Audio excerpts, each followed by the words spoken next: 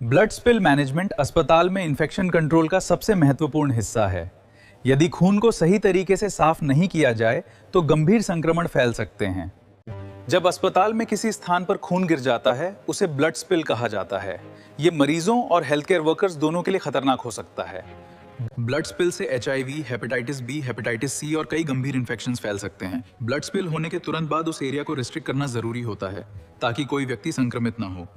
Blood spill साफ करने से पहले ग्लव्स, मास्क और PPE पहनना बहुत जरूरी है। सबसे पहले ब्लड स्पिल को एब्जॉर्बेंट पेपर या क्लॉथ से ढक दिया जाता है।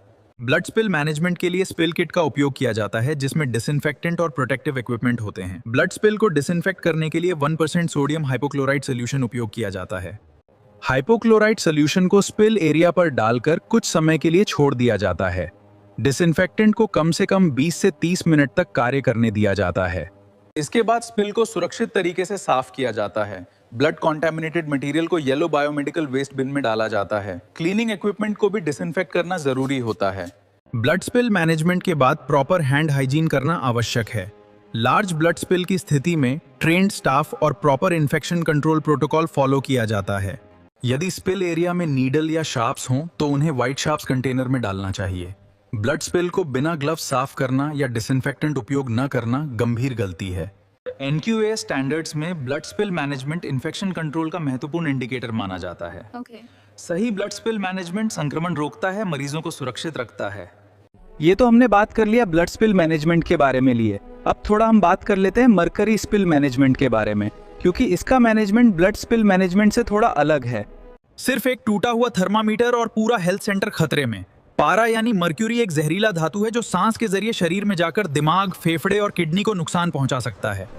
मर्क्यूरी स्पिल होते ही सबसे पहले क्या करें? घबराएं नहीं। सबसे पहले मरीजों और स्टाफ को उस जगह से दूर करें। अब तुरंत उस एरिया को बंद करें। खिड़कियां खोलें ताकि मर्क्यूरी साफ करने से पहले PPE पहनना बेहद जरूरी है। ग्लव्स, मास्क, एप्रन और शू कवर, क्योंकि छोटी सी गलती भी शरीर को नुकसान पहुंचा सकती है। अब तुरंत उस एरिया को बंद करें। खिड़कियां खोलें ताकि वेंटिलेशन हो सके, लेकिन ध्यान रहे फैन या AC चालू नहीं करना है, वरना मर्क्यूरी और तेजी से फैल सकती है। मर्क्यूरी को हमेशा कार्डबोर्ड, सिरिंज या ड्रॉपर की मदद से धीरे धीरे इकट्ठा करें। छोटी बूंदों को फ्लैशलाइट से ढूंढें, क्योंकि कई बार मर्क्यूरी आंखों से छिप जाती है। अब मर्क्यूरी स्पिल वाली जगह पर सल्फर पाउडर डालें। ये मर्क्यूरी को न्यूट्रलाइज करने में मदद करता है और जहरीली वेपर बनने का खतरा कम करता है। इकट्ठा किया गया मर्क्यूरी हमेशा एयर टाइट कंटेनर में पानी के अंदर बंद करके रखें। फिर उसे हैजार्डस बायोमेडिकल वेस्ट प्रोटोकॉल के अनुसार डिस्पोज करें। मर्क्यूरी स्पिल मैनेजमेंट सिर्फ सेफ्टी नहीं बल्कि NQS और इन्फेक्शन कंट्रोल स्टैंडर्ड्स का बेहद महत्वपूर्ण हिस्सा है। सही जानकारी, सही एक्शन। मर्क्यूरी स्पिल मैनेजमेंट सिर्फ सेफ्टी नहीं बल्कि NQS और इन्फेक्शन कंट्रोल स्टैंडर्ड्स का बेहद महत्वपूर्ण हिस्सा है। सही जानकारी, सही एक्शन और सुरक्षित आयुष्मान आरोग्य मंदिर। धन्यवाद। ऐसी ही महत्वपूर्ण NQS और कम्युनिटी हेल्थ ऑफिसर से रिलेटेड जानकारी के लिए वीडियो को लाइक और चैनल को सब्सक्राइब करें।